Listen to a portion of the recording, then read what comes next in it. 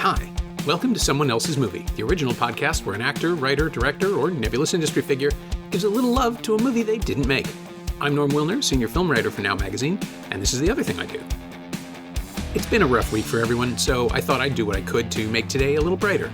And when friend of the show, Ennis Esmer, tweeted that he'd spent most of Christmas powering through all the James Bond films with the encouragement of his lifelong friend and Blind Spot and Children Ruin Everything co-star Abrams, who's also a friend of the show, it just made sense to put them together for a completely unstructured conversation about all things 007.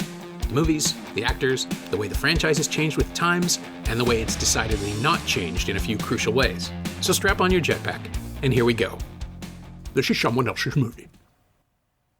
I'm sorry. As I was watching these, Aaron was like my Sherpa through this stuff because he's been watching the Bond movies over and over since he's a kid. He's a huge fan, but he knows so much about all of them. And so it was like pop-up video or like a director commentary happening in real time. Fun. It was great. It was great. Yeah, and I think that's almost the best way to watch these is with someone who, like, because there's so many people who know too much about them, and then watching them with someone who doesn't know anything about them. It made me enjoy it because I don't even think I like them anymore. Like I was so obsessed when I was a kid. Like I would have lists and fan fiction and all this, and then like I watch them now, and it's like almost like yes, and then this, and then like it doesn't bring me real nostalgia vibes.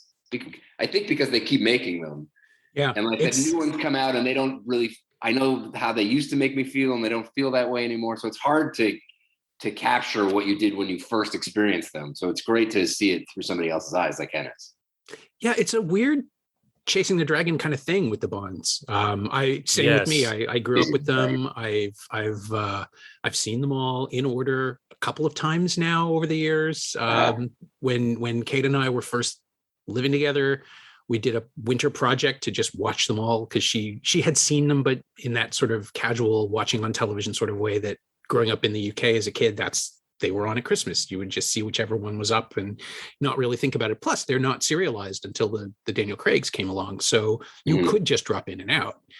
And so we watched them in order. And, I think at the time it was before Casino Royale. So there were maybe only 20 films.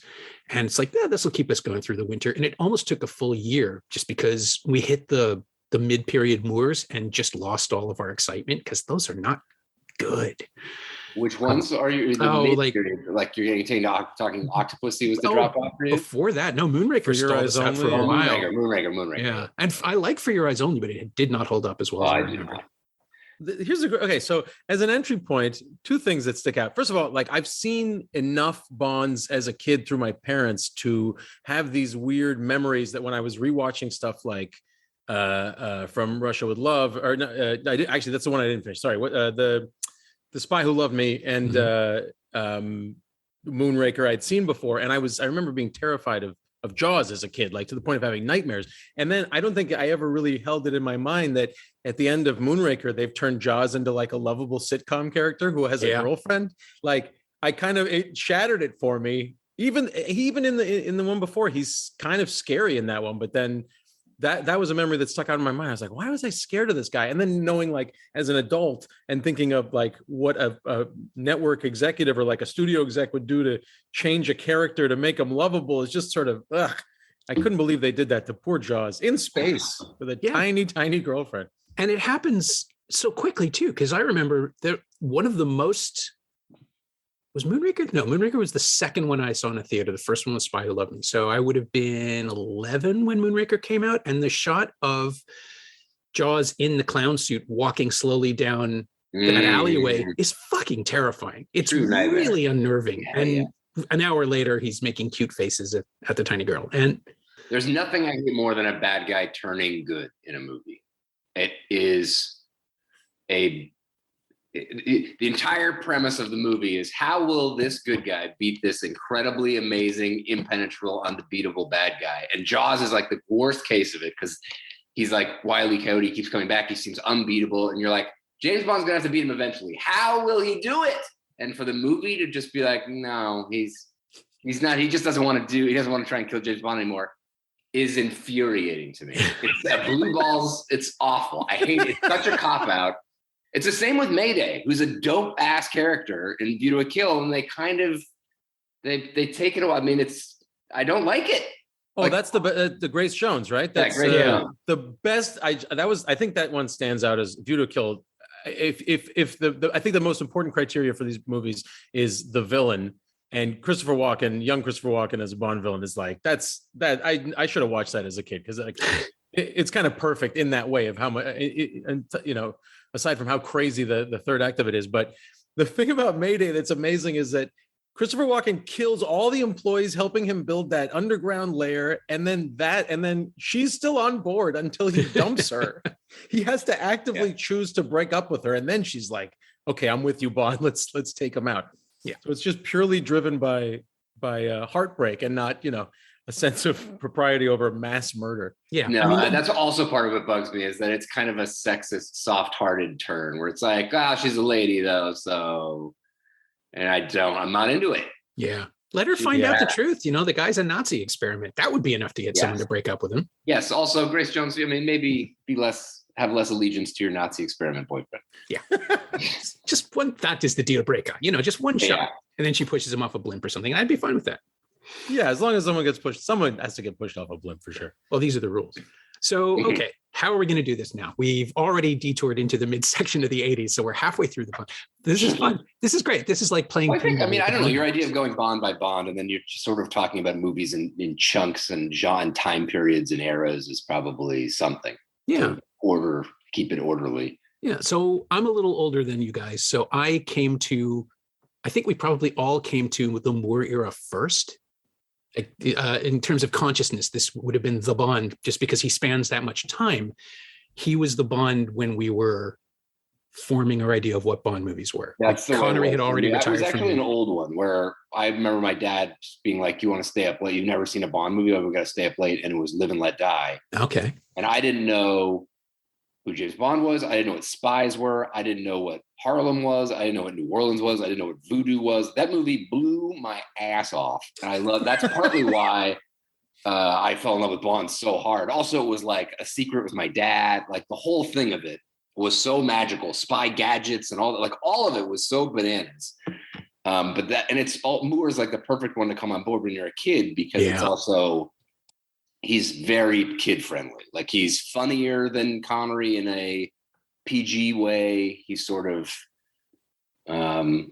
like they're fun movies first, more than I would say the Connery ones. So they seem very kid friendly, like magical. Yeah, they're laugh forward for sure, as opposed to that's like the one big difference, right? Like for how cool Connery is, they're not funny, which you could argue whether or not that makes it good that they're funny. But I think they should have more funny Bond. I think they should go back and forth. Like one should be hilarious and then one should be deadly serious, as opposed to like the last three Daniel Craig ones. I would appreciate a variety in tone because that hasn't been the signature for a very long time. Like the Craig films only exist as a sort of refutation of what it had become by the time Brosnan was on board, which was an extension of the Moore years, and how the Dalton films were a reaction to those by trying to bring it more back closer to where Connery was. So it is always this. I feel like they're also very reactionary to what the market is. Like for Bond movies being like a pillar that have been in theaters for the 60 years, it's and like a trendsetter in those early Connery ones where like so many people copied Bond movies, it's somehow flipped. Yeah. Where like Moonraker seems like a reaction to Star Wars, and then the Dalton ones are reaction to like Joel Silver movies, and then the Daniel Craig ones are for sure Bourne Identity ones where it's like no humor and a bunch of hand-to-hand sort of handheld camera stuff. So, and like Chris Nolan Batman too. Like we've been through this. I'm breaking down like they've really got it. Oh yeah, like same the energy. Waltzy stuff and it really feels like Jokery. Yeah, that's certainly true. The sense that it is like you could argue that the elasticity is part of the appeal, but I think it's also prevented the series from satisfying anyone because it's always trying to be something for everyone, and that's just not possible. Octopussy, Indiana Jones, that's another one. Yeah. Mm-hmm. Oh God, yeah, for sure. Like they're that's something that's knocking stuff off, and it's almost embarrassing as a Bond fan when they do it because you're like, I'm here for Bond, like I'm here for the thing that you guys do. You don't need to copy other stuff. But that being said, I mean, the genre, it does make for at least a variety. Like, and so those Moore ones are kind of a little bit different every time. Like Live and Let Die is like a blaxploitation movie a little bit. Like it's And it's cool that he's like, oh, okay, this one's Bond in Indiana Jones. This one's Bond in Die Hard or whatever that License to Kill is supposed to be. But it's great. And there's something nice about that. Whereas Daniel Craig is 5 straight Bourne identities. Yeah. And I think that's where it's going to. Whatever happens next, however they reinvent and reboot same it. sort of style. I think they're going to want to, keep going. Yeah. The only Which one is Rowan Atkinson in? Never Say Never Again. Oh, yeah. First of all, the existence of the Thunderball, Never Say Never Again. This is part of what's fun. Like I watched the whole Halloween franchise a couple of years ago, minus the Rob Zombie ones, and just consumed every bit of trivia I could about the machinations of keeping this insane franchise, alive for all these years. And the idea of like the lawsuits and what counts as canon, and then kind of Sean Connery coming back for a lot of money and remaking a movie he already made 20 years ago, but in this way that's completely different. And then Rowan Atkinson shows up as maybe like one of the only pure funny characters that they have. Like he's there to be hilarious in a way that's like, why don't they do that more? Pair him up with somebody funny. That's good. Yeah, I would happily watch a high concept Bond film where he is saddled with something, like a person or a device or something that just complicates him from doing the James Bond thing. The Ian Fleming novel, The Spy Who Loved Me, he's incapacitated. And the Bond girl, this secretary or attaché he took to bed the night before, is the person who has to finish his mission. And it's written in the first person, and it's her story, and it's really clever. And there is no way that will ever happen as a Bond movie, right? They can't. So we're saying James Bond's a code name? Like, what is happening now? Yeah, it's a weird one. They keep showing us his birth certificate. So my pet theory is that, of course, Bond is a code name. But in the Daniel Craig ones, they've established that it is, or I don't know. I'm confused about what we're saying the lore is here now. The theory is that, and it's a theory I used to subscribe to until the new movies just decided to deliberately and repeatedly say, no, it's not, is that Bond is the code name that comes with 007.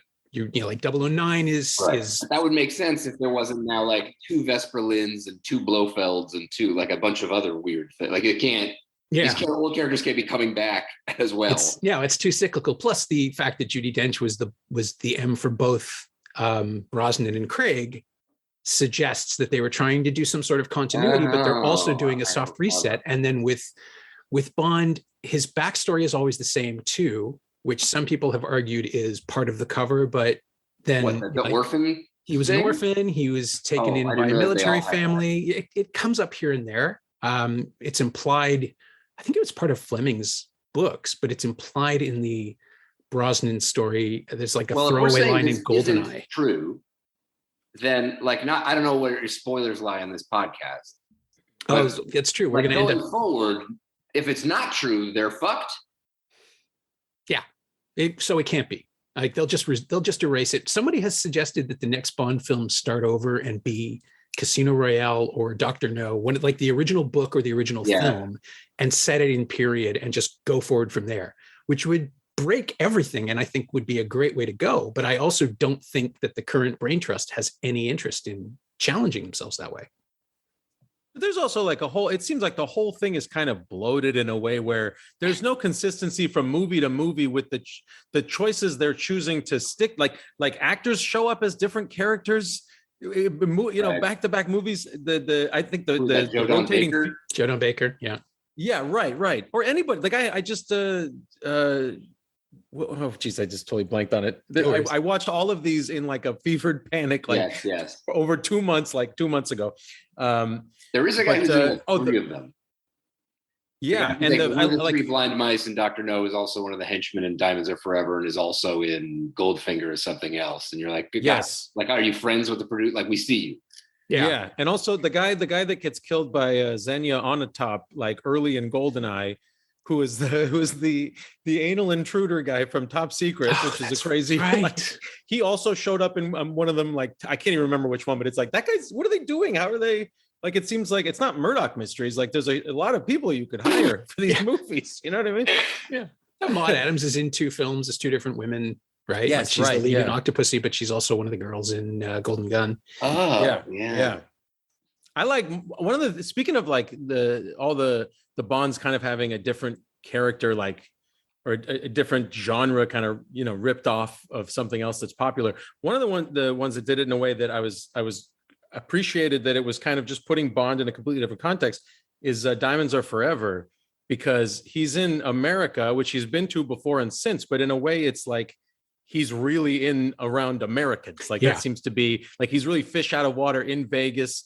He also, like, I don't know if there's another movie where he's had to like pretend he was somebody else to gain access somewhere. Like there's a Fletch energy to it. Mm-hmm. And like the guy at the headquarters, whatever, the evil lair is like, you got to get out of here. You can't be here. And like, doesn't get that it's Bond. So he's suddenly low status in a bunch of scenes and kind of rolls with it. And I don't know. I really like that a lot. It was a very like, what if Bond was Fletch?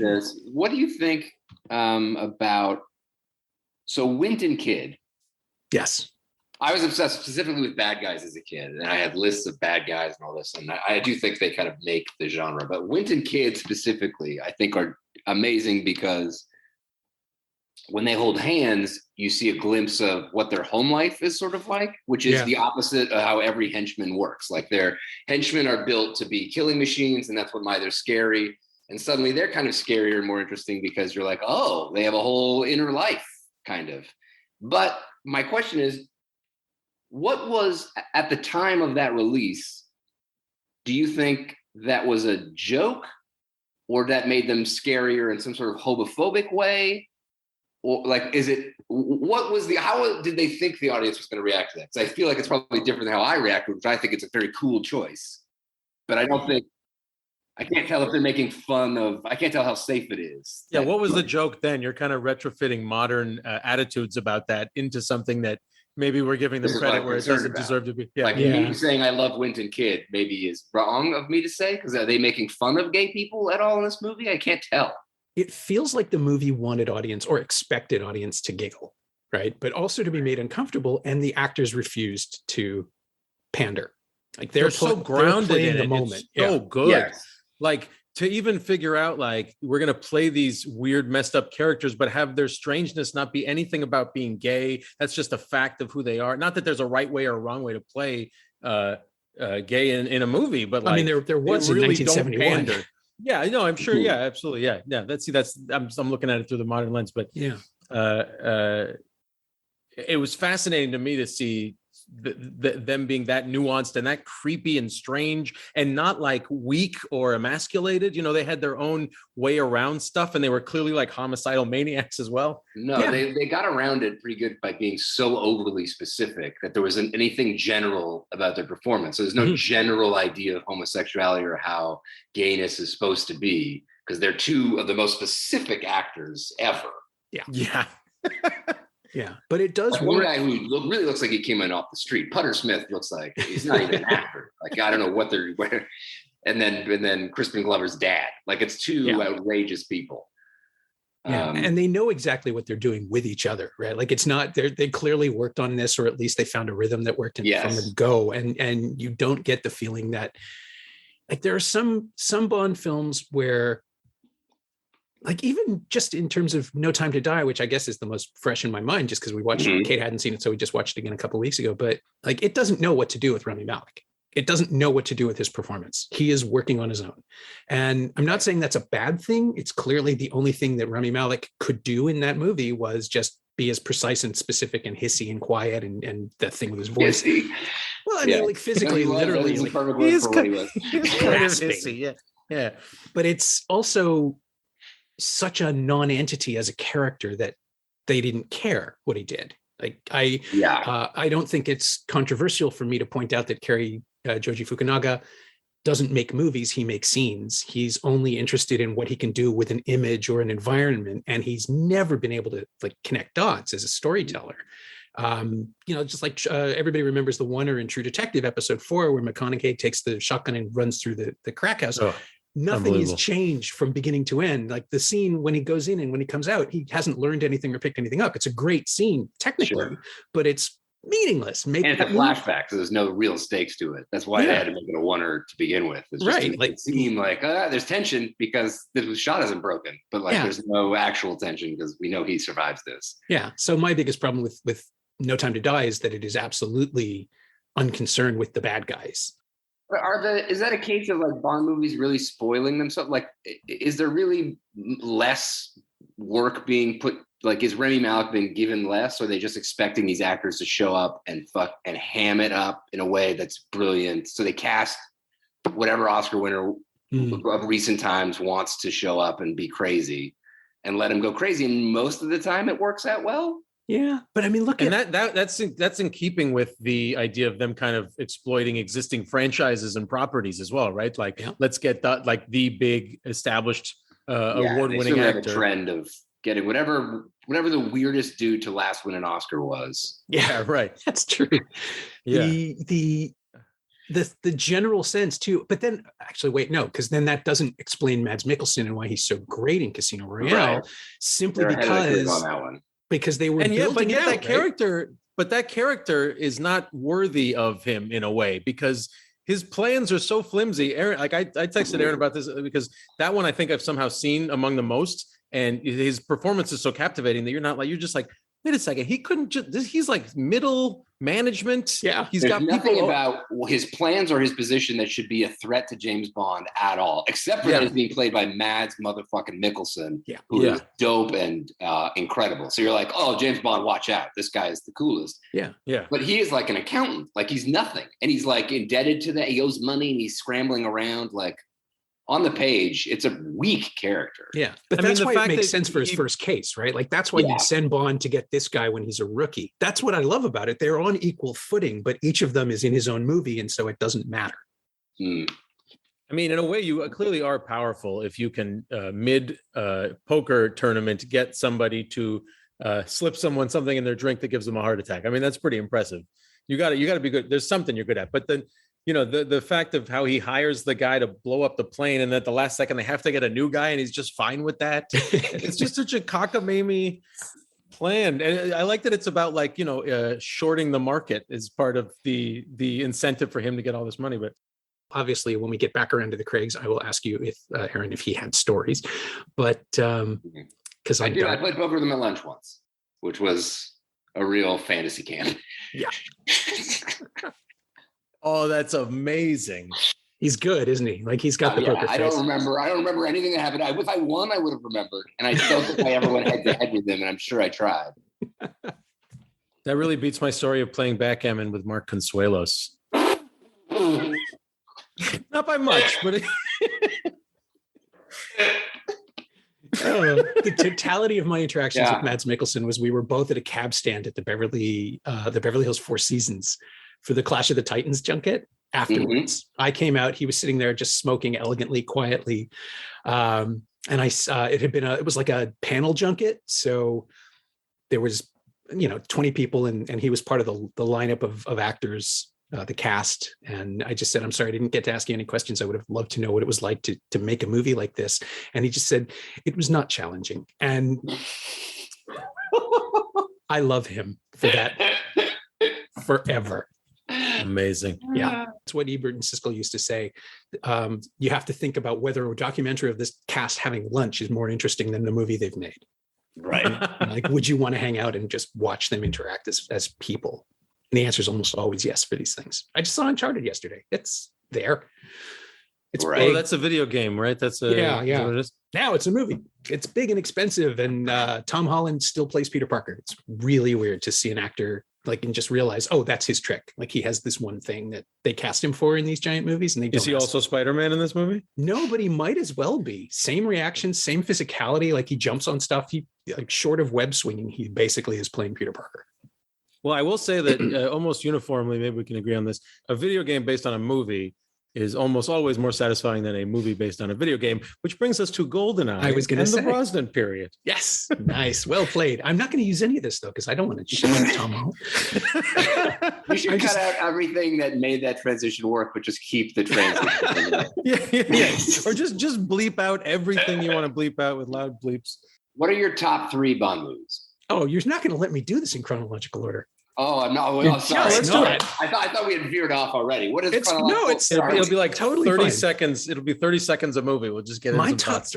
I think Casino Royale is right up there, just because it does acknowledge current cinema trends, but also gives you an origin story for Bond and gives you Craig, who is just so good in that role. He just drops right in and owns it. And yes, okay, there's the, like, do I look like I give a damn about whether the martini is shaken or stirred? That's the fan service, but that's as far as they go. They're actually telling a story. Yep. And they got Martin Campbell, who knows how to do this stuff without any affectation, and the elegance of the action, even though it is highly Bourne derivative, you're still coming at it from a place that isn't what Paul Greengrass was doing with the shaky cam and the kinetic energy that he brought to the sequels. It's a great, solid movie that happens to be a Bond film. So right up there for me. I'm very Is that the one that has him teaching the bartender how to make the martini? Like where he says the full statement of how you make it? Like he doesn't just say shaken, not stirred. He gives like full measurements. Is that the one, or is that? I don't remember that. Am I crazy? I don't think. Am I making this up? I think that was definitely. There's another movie where someone does it, but I don't think it's Bond. He's not like explaining to him how to. Oh, you can just take this part right out. Then never mind. It's possible that it's bleeding into that something feels else, like something that would have come out of the Brosnans, right? Like where the laundry list of Bond stuff had to be checked off over and over again.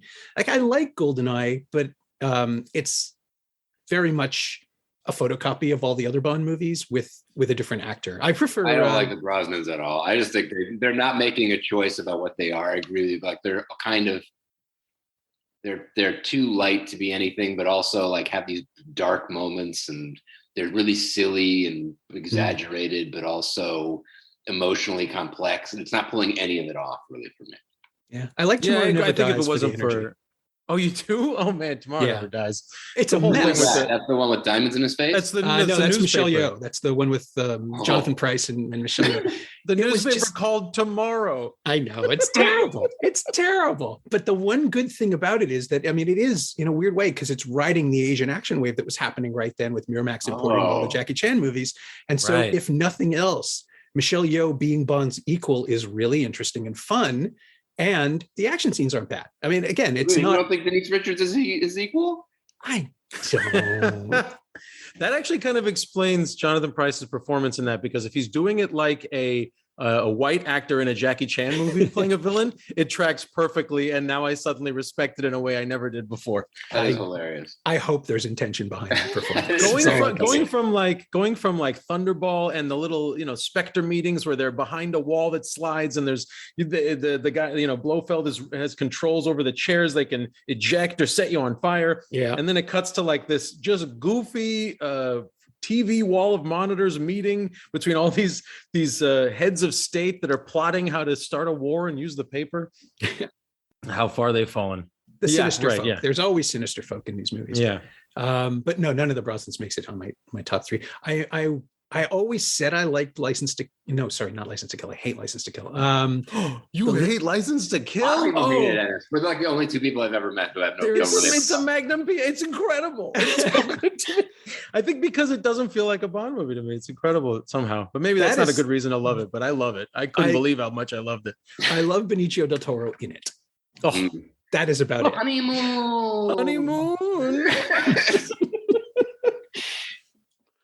Oh no! Were you going to say The Living Daylights? I like The Living Daylights because I like Dalton. I think he's the one. The problem is it's a Moore movie with Dalton in it, and he's giving a performance of more gravity than Moore would have in that film, and it works against the film because the movie is this big, empty, silly thing. Although so dry. Yeah, to me. I agree. I think Dalton's really good, but they never figured out how to use him right. We're in the process because in License to Kill, he's also like a one-liner machine and a revenge man. And you're like, I don't know if you're not really an ass kicker or a joke guy either. So we can't, but he's something. He seems very professional. Like James Bond is good at his job. I get that with Dalton. Yeah, it's the thing that Craig has too, which is that they have no inner life. Like they're just not there to do anything other than the thing they do. And there's like much more of that in Judi Dench's performance against Craig in the first three of his films, where she doesn't like him as a person, but she respects him as an asset. And so there's that weird push and pull. And then finally, when they have that mother-son relationship in Skyfall, it pays off in a messy way. Like both of the actors. Craig adding depth to that emptiness by having like a haunted quality or like something sad, like a sad little boy somewhere in there. Yeah, he's like compartmentalized. They can't really things as do opposed that in to, any of the other Bond movies where they're just like, he's good, he's a good spy. You get it. He fucks. Yeah. He's a good guy. He fucks a lot. He's good. You're putting up your walls again, aren't you, James? That's Yeah. my favorite. Oh, I can tell you're putting up walls again. I can see it. Your emotional intelligence is lacking, Mr. Bond. It was easy for me to manipulate you. I simply had to put this picture in your line of sight. It's like the idea that Craig's Bond is like he's someone who's chosen to cut himself off after Vesper in Casino Royale. I mean, it's obviously very reductive psychologically, but the idea that James Bond isn't that clever and isn't that emotionally aware, he's just good at reacting. That I like. Yeah. And watching Craig play that is really interesting. Yeah.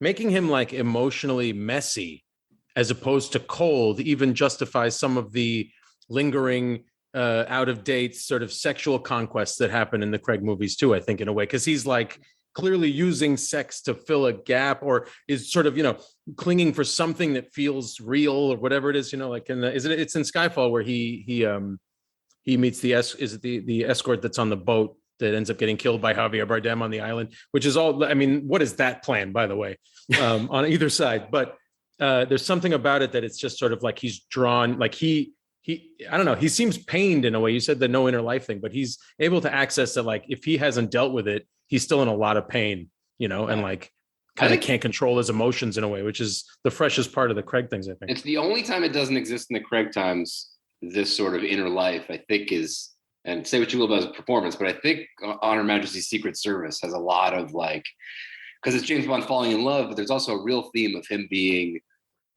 a cad and a fuck machine. Like there's a lot of like statement it's making about his treatment of women in that movie in a very elevated sort of almost an outsider's perspective way, where the love really bites him in the ass, and then he gets it at the end, where there's like, it's surprising you with emotional complexity, that movie. And part of what's so surprising that it's coming from George Lazenby, who is sort of rope-a-doping you is like, is he good at acting or is it just this movie that's good? I can't tell, but he really does. That end gets me with a gut punch. It's really good. Yeah. Well, no, Tracy is calling him on his bullshit, even though I don't think they had a phrase for that at the time. In 69, right? This was not a time when they were exploring any of this stuff, but that movie does. And it is in my top three. I think it would be that and Casino Royale, On Her Majesty's Secret Service, and maybe Goldfinger, where again, you just have an incredibly dated plot, but played with such verve and silliness. Like it's only dated now because it is the blueprint for every other Bond film. I think it's where they mastered they're creeping into it with Dr. No and From Russia with Love, but the Goldfinger's where they really master what it is, and it's the thing that gets stolen from. And I agree with you. I think Goldfinger is like a weird masterpiece that's not perfect by any stretch, but it's hard not to put in your top three, I don't think.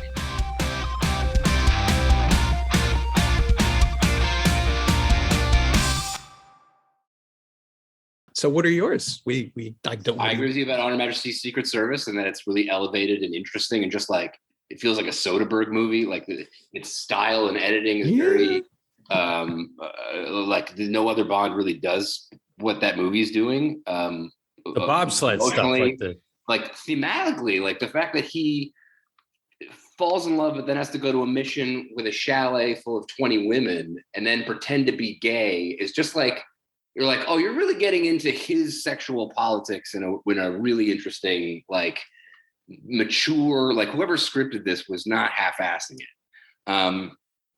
And then I would say Casino Royale is up there for me. The Daniel Craig ones in general, though, for me, I also really like Skyfall, but those third acts across the board are all bad, I think. Yeah. It's really strange. Because they don't think I care about the bad guy. I think they think I care about Daniel Craig's inner life, and I just don't as much as the bad guy. Mads Mikkelsen dying at the beginning of Act 3 is very odd. I'm never on board as much as I am after he dies as I was before. And it's the same with, killing Rami Malek sort of offhandedly, like he doesn't care. It's all those movies do that.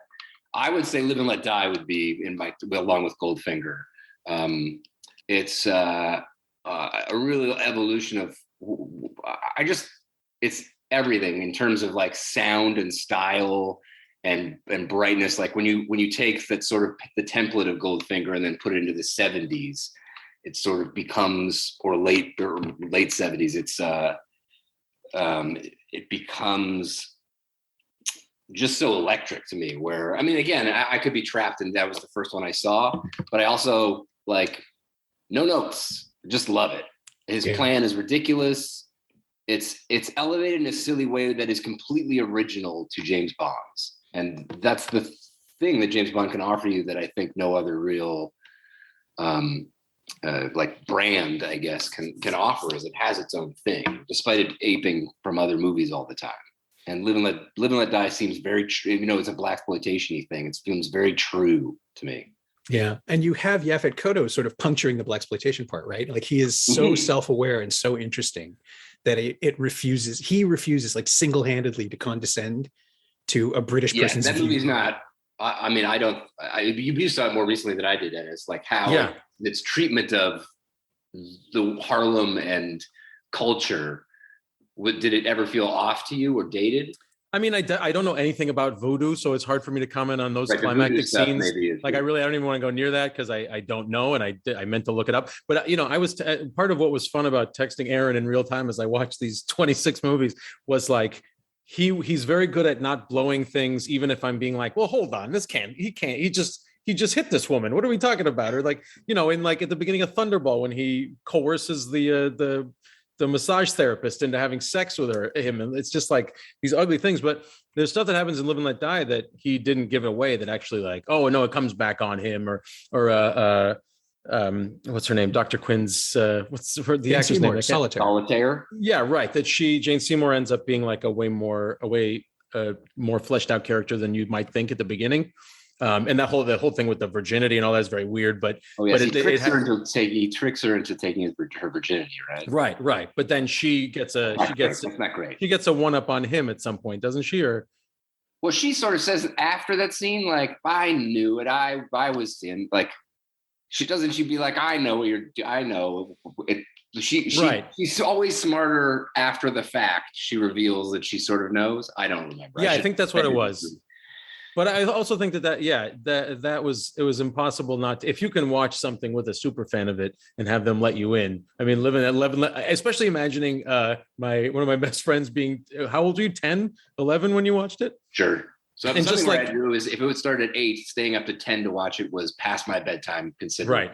Yeah. I mean, that thrill alone, and even just like if we're talking just on opening credit sequences, like, so from between the song and the flaming skulls, and like, man, with a hook for a hand, the guy from the 7-Up commercials, it's really terrifying. All of it. When I was a kid, I was like, what? He's here? What do we do? Like, what is this? Yeah. Are you allowed to do these things? Yeah. It feels like you're watching, like, it was the same feeling as like watching Blues Brothers or something, where you're like, as a kid, you're like, these are what adult movies are? Holy this is exactly what I dreamed they would be like. Right. And isn't the whole Yaphet Kotto's plan in that is kind of the inverse of Goldfinger, right? Because he's like, instead of Goldfinger, he's radiating all the gold so that they can't use it, so his gold is worth more. Yeah, he's creating. But he's scarcity. Basically, and in Live and Let Die, he's addicting everybody to heroin for free. Flooding the market with heroin, so that everyone becomes addicted, and all the other heroin dealers will be run out of business, and then he'll be the only dealer standing, and the world will be addicted to heroin. Yeah, which, I mean, it's a perfect business model when you think about it. It is. It's called Chef's Kiss. Yeah. It's a loss starter. It makes perfect sense. You know what I mean? Look at it's Amazon Prime Video. That's what they did. I mean, if we're talking about ridiculous plots, there are several.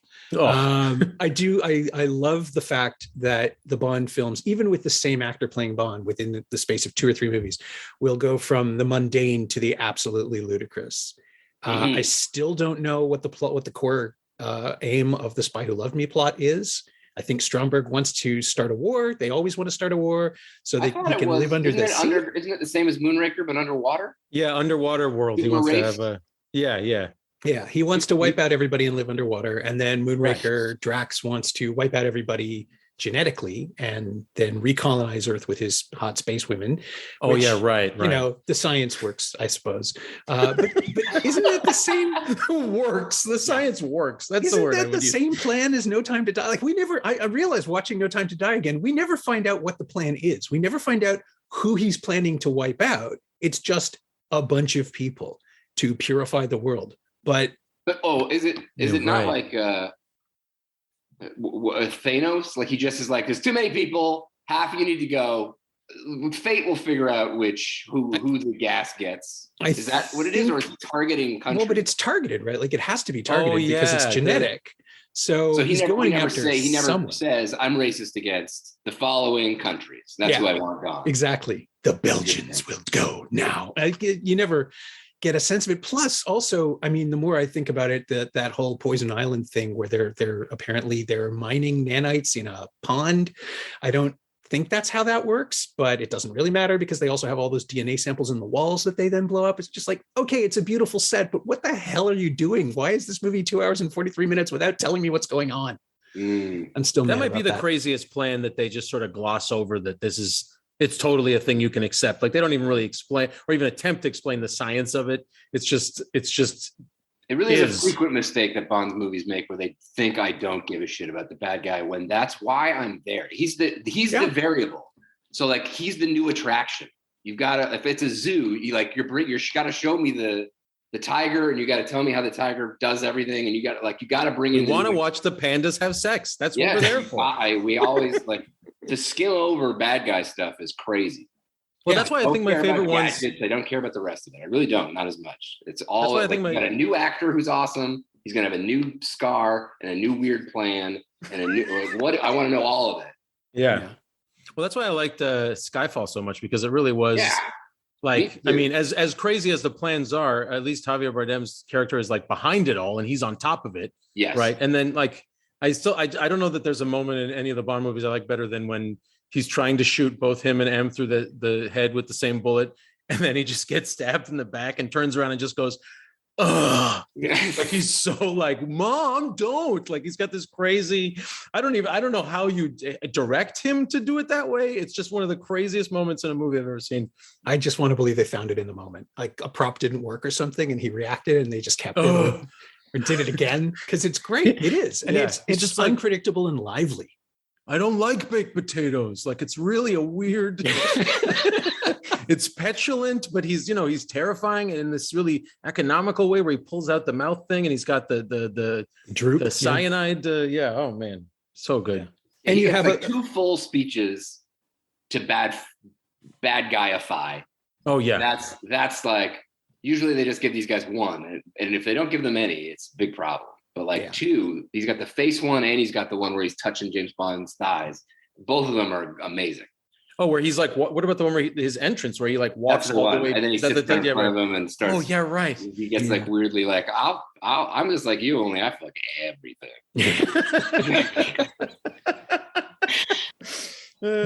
And then to that end, the way the Craig films deal with Blofeld, where he really isn't anything. Like because they can't, the reveal doesn't come till the end of Spectre, and everybody knows it because why would you cast Christoph Waltz? And then to have him dispatched the way he is in No Time to Die, which I kind of love, the idea that he's boasting about all this stuff he's done, but really he dies as an afterthought. Bond doesn't know. That's great, but I don't know that the movie knows it. Like I don't know that. Well, the movie like, we made a mistake, none of this works. Let's just pretend this never happened and move on. Yeah, because it feels like I'm also fine with that. At least the movie acknowledged its mistake because it was a mistake. It never didn't work. Tying everything of all 5 of those movies to the same family, right? Like, and then because everything has to be backstory, then that explains why Satin is connected to Léa Seydoux's character. But it doesn't matter. It's not necessary. None of this is necessary. That's why I'm saying, like, that's why they all felt like the Chris Nolan Batmans or which also those movies, like superhero movies, suffer from, like, we don't need you to explain, you don't have to retell, we don't need to know how Spider-Man got bit again. Yeah. So to need to connect all those things that really you were like, I mean, we've talked about the weird empty significance of the Blofeld reveal anyway, because who is that for, right? Except for like that's people crazy. That he like builds a whole monologue to the reveal of him saying Blofeld, which is a name that means nothing to James Bond. It only means to the audience. Is embarrassing. Exactly. Yeah, like he hasn't been mentioned once in the Craig Bonds, right? At all. Like he's not a presence. He said it right down the lens. It's so embarrassing. Yeah, no, it's pure fan service.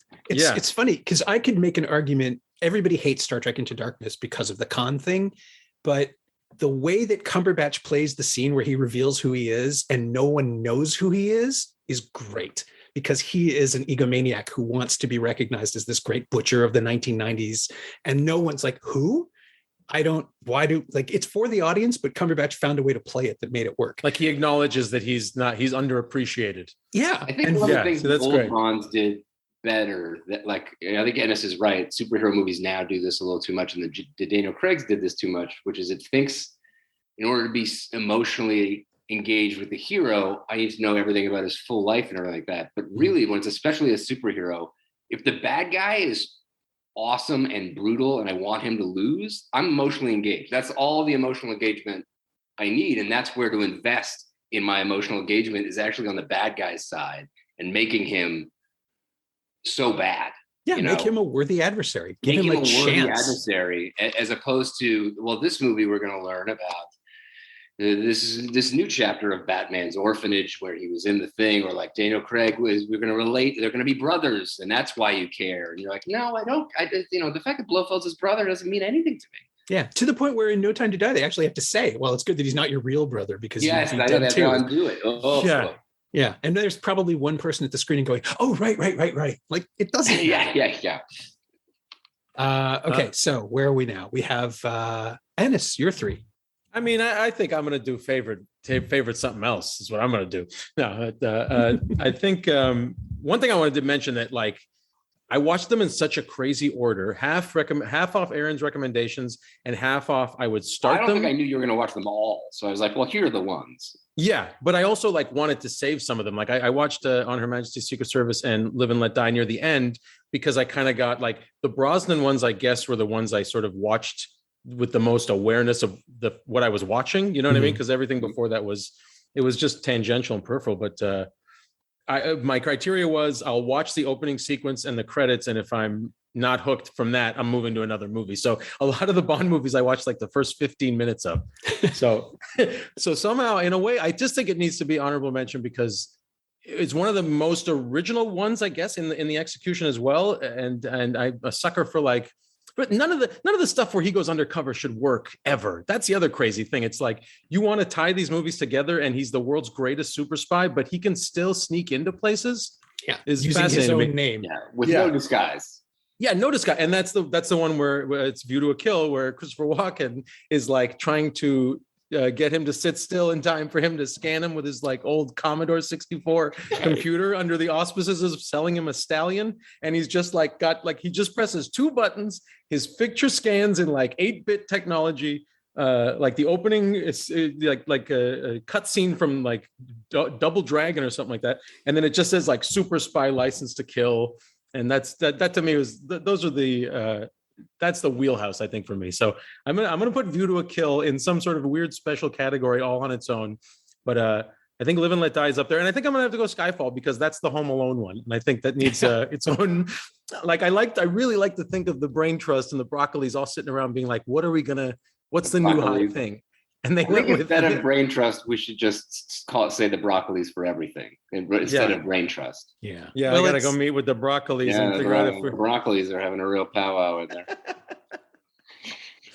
I like Skyfall a lot. I think the only problem I have with it is that the high points are all in the first hour. Like the Home Alone stuff just slows it down a little, and then we have that. I think that would have been all the Craigs. Like they're all pretty. But good. It's shorter. It's shorter than the rest of the Craigs, I think, right? Isn't it like... Sure, that one has the best bad guy. Quantum is the only one that comes in under 2 hours in the last 30 years. Oh my God. Yeah. Outrageous. And no one remembers it. Like I don't remember one. I don't think we've even mentioned not even the Broccolis. They don't want to remember it. I remember the stadium. That's all I remember. There's a scene at an opera state. I don't know, like which movie? Quantum of Solace. There's this big open air space where all of Quantum meets before they become Spectre. And also, like, again, it's the big reveal that Quantum is Spectre means nothing to anyone who isn't a Bond fan. It doesn't mean anything in the universe. Right. And then they dispense with Spectre anyway in No Time to Die. Because that movie drove me crazy because it starts with this big thing where they kidnap Mr. Smith or whatever his name is. Right. Yeah. It's immediately after, minutes in order after. to retrieve him, James Bond goes to this place and then has this whole adventure. And the fact that the movie doesn't end with him recapturing Mr. Smith really drove my OCD crazy.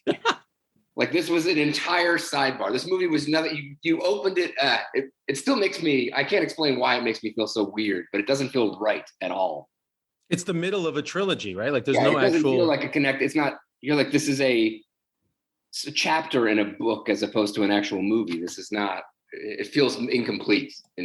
Early. Yeah. And none of the Bonds had taught us to expect that before, right? This was the first time they'd really, other than maybe like the opening of Fear Eyes Only, where he finds Blofeld, who is yet another actor because they couldn't get anybody to come back. And it's a head in with the guy in the wheelchair thing at the wheelchair, beginning. Back of the head. That was like a lawsuit thing, right? Wasn't there? They're like, that was part of those lawsuits with the Never Say Never Again people, where they were like, but we had the rights to the name. Like, well, we're killing him. You don't get him.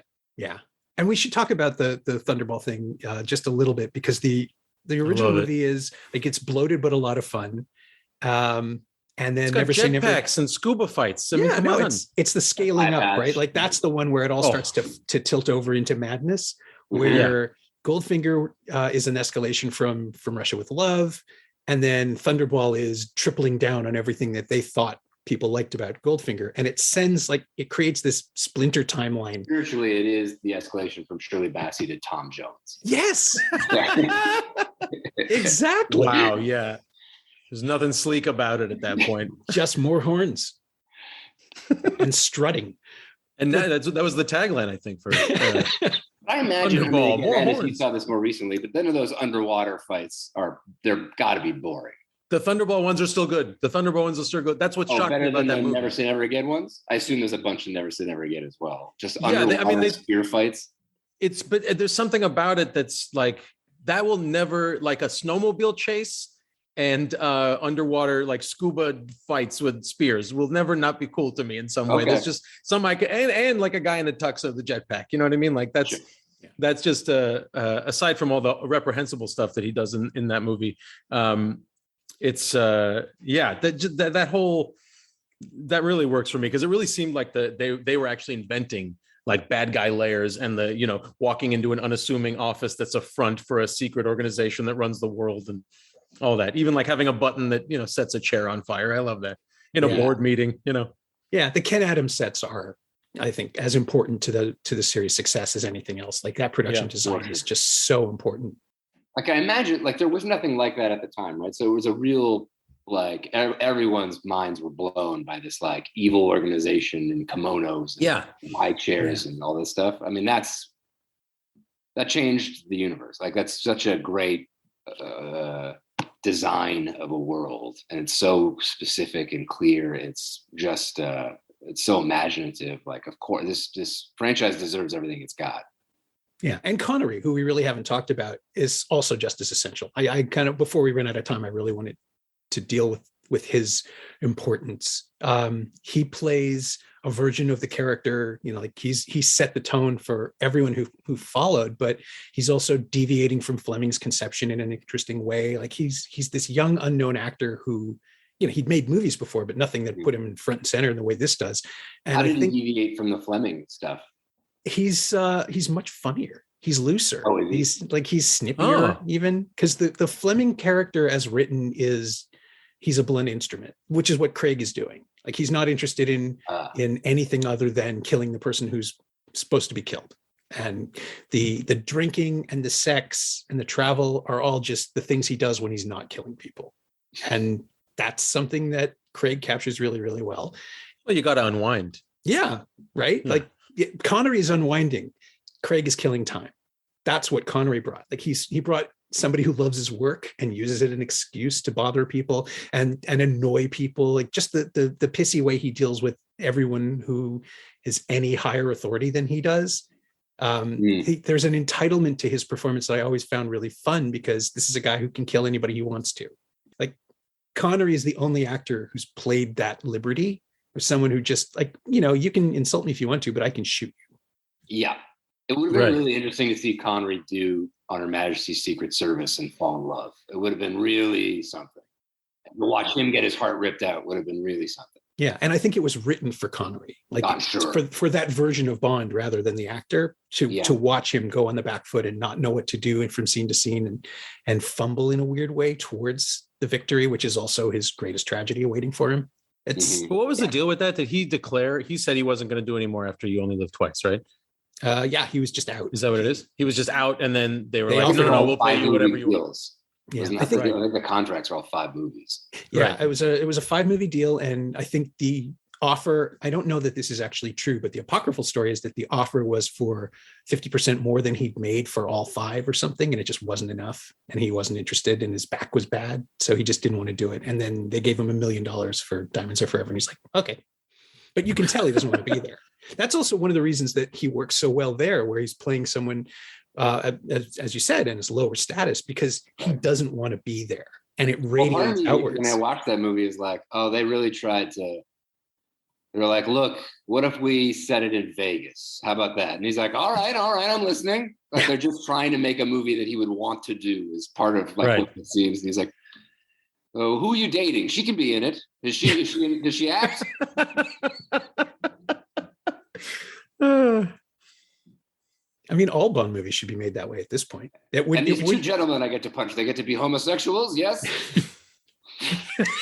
Yeah, that was crucial for him. That was a deal breaker.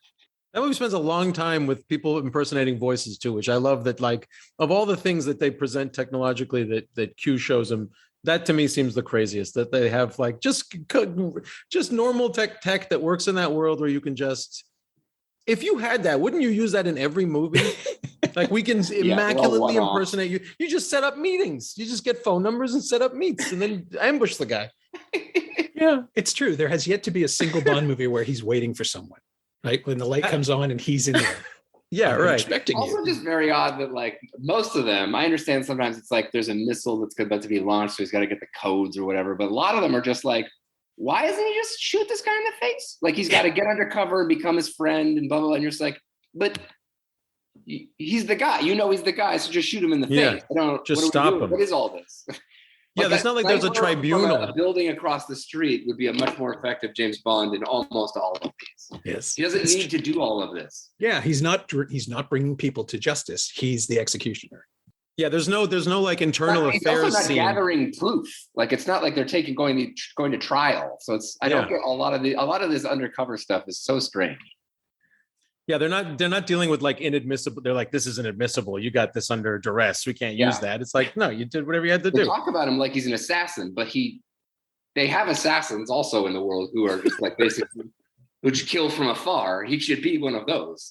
They're the ones who go rogue, who Bond has to go kill, right? Yeah, that's the other thing. There's always like 004 who's just like, well, beating his best friend and joining his army of assassins and then being like, aha, but for no reason. Shit, that would be a great Bond sleeping movie. With his woman. It's a lot of he's making the bad guy like ashamed. He's more like the Punisher. He's just taking everything from him piece at a time, getting him angry, but with more cucking. Yeah, a lot of cucking. I think that's where we have to end it. I think cucking is a good, not only are we running out of time, but the idea that Bond would now join someone else's organization, infiltrate, spend an entire movie working his way up to a position where it's like, and I slept with your wife. Yeah. Here's the bullet. Just a little flick in the nuts before he repoints the laser. All right. Quick, right off the top of your head, who do you want to be the next Bond? Ennis, go. I'll do it.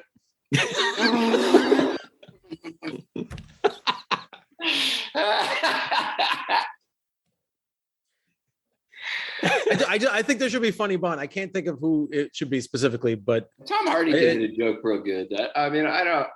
He is yet to not be engaging to me, and I mean, I'm sure there's several no-name guys. I'm always rooting. Let's elevate a no-name guy. That's always a nice story, but that's the thing. Just the whole Idris Elba thing, like he wouldn't be the right kind of Brit and da-da-da. It's like, who cares? Like, just reinvent the character. You clearly are fine with reinventing whatever you feel like on the fly. You know? Yep. Idris Elba's great. Idris Elba's 50? Yeah, and he doesn't look it. Like he's not. Like, what about the Bridgerton guy? Reggie Jean Page. He's young, he's fit, he could do it. Yeah, he's the favorite right now in Vegas. Interesting. And then Henry Cavill and then Tom Hardy.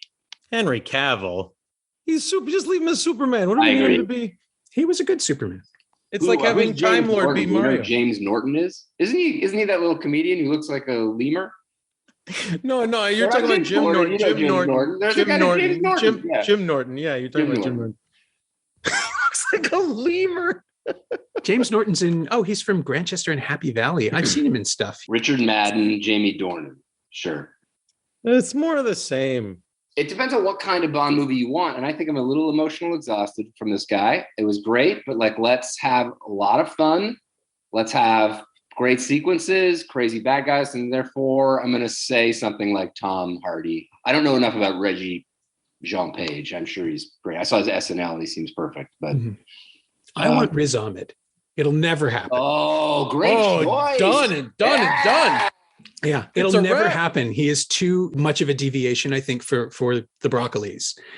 But think about he's not that straight up because of racism. Yeah, is that what you're saying? Racism definitely part of it. They are going to cast another white guy. I just look at what they've done with the Craig movies. There's no way they're going to deviate. There's no way they're going to take a real risk.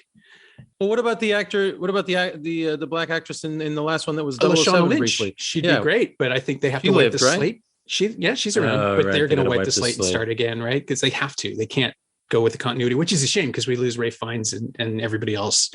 They were all rock solid. So weird. But if they start with a new Bond, then they can't have another 007, right? So it can't be Lashana Lynch unless she gets reassigned, and then that's a whole dumb thing.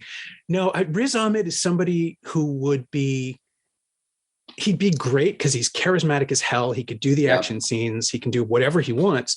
But casting a character of South Asian extraction and someone who is part of the Commonwealth but brings all that baggage in, Ahmed, he could play all of it. I love that idea. It's so good. And have you made any calls? Have you called the Broccolis about this? I've interviewed him a couple of times now, and it never comes up. But I think he's the guy I want to see get the part. Like Idris Elba, I get it. He's amazing in everything, but he's old, and I don't think he wants, not old, but he's too old to do 10 years. Like if you cast him now, he's 60 when he makes his fourth movie, and his knees aren't that great now. I'm pretty sure that's why he's on the horses all the time. It's also like that he gets asked about that every time he does any movie press ever, and I'm sure the problem is that the fire won't stop burning on for him. Or for fans of his, so it keeps getting asked, and he keeps saying something about it because they ask him so much, and he's probably just doing it. But then it becomes it trended because it came. I can't believe the number of times I've seen Idris Elba trending on Twitter, and it's because someone else said he should be Bond, and there's nothing new about it. It really seems like it's not even a real thing. It's just invented by fans at this point. Yeah, I think they've got to cast somebody. Well, they also think it's they know that they secretly know that the Broccolis are opposed to a non-white option, so they won't let it go until they admit it. That's fact now. That's canon. That they won't. No, but it's a gut feeling. I mean, I think what about Daniel Kaluuya or something like that? If they want to go with someone who's hot off the you know what I mean, buzzworthy, award-winning actor. Yeah, come on, great choice. Yeah, I mean, wherever it goes, I think. I want the one thing I want the most is the one thing it won't give me, which is genuinely surprising me. That won't happen. You're correct. That's not what they're interested in. And especially now that these things cost, $250 million, the return on investment is so high that they can't take chances, or at least they convince themselves that they can't take chances. That's why they get into a thing where they might surprise you with somebody, a choice that's like a big name, because they're like, this ensures our money back a little bit. So let's actually think outside the box, but it's to get Hugh Jackman. Yeah, Hugh Jackman. And you're like, right. Well, Henry Cavill. Like, now what are we doing? Yeah. I like the clean slateness of an actor I don't have associations anywhere else is really nice. I just doubt that we might not ever see that again. The one thing I want to have them bring back is the guy in, I think it's, what are the three movies? It's in The Spy Who Loved Me, and is it Moonraker that has the gondola that turns out to have wheels and drives up into when he's in Italy in Venice? Yeah, because there's and then For Your Eyes Only right after that. So those three in a row, because The Spy Who Loved Me has the car that turns into the submarine, right? The Lotus, yeah. And the Lotus, right? And then all three of those movies have the guy who is sitting at a table drunk and looks at his bottle to see if he's really seen what he's seeing. They got to bring that guy back, or just something like that. That's in all of them. Just a guy who has to be like, oh, did I see that? A car turned into a sub. I love it. You can do it. Just like that. Yeah. Just have Rob Schneider for 2 seconds in each other. My thanks to Aaron and Ennis, whom you can see goofing around with each other on Children Ruin Everything, the entire first season of which is now streaming on Crave in Canada and available on demand through your cable provider. It's also available via the CTV app. It's really good. And you can also enjoy watching Aaron and Ennis destabilize multiple episodes of Blindspot over its 5-season run, and while their Simcast episodes on Quick Change and Three Amigos, respectively, are currently unavailable on our feed, I'm working on something that'll put them back into your life in time for our 7th anniversary later this month. You can find Ennis on Twitter at Ennis Esmer, all one word, and Aaron at Mr. Aaron Abrams, which is also one word. The Mr. is just MR. And you can find the Bond films scattered all over the place depending on which movie and which format you prefer. I would, of course, recommend the excellent Blu-rays released by MGM and Sony Home Entertainment over the years. The Craig films are also available in 4K now. As always, you can find me on Twitter at Norm Wilner and elsewhere on the internet at nowtoronto.com, where I host the Now What podcast every Friday, in addition to writing far too many words about movies and television. And you can find this podcast on Twitter at Semcast, S-E-M-Cast, and on the web at someoneelsesmovie.com. Our theme song is by The Last Year. If you like it, or the show in general, please say so. Leave a review wherever you've been enjoying us. Every little bit helps. It truly does. And, make it a 7th anniversary present. That'd be cool. While you're there, check out the other shows on the Frequency Podcast Network. Stay safe, watch movies, wear a mask if you go out, get your booster when you can. I'll see you next time.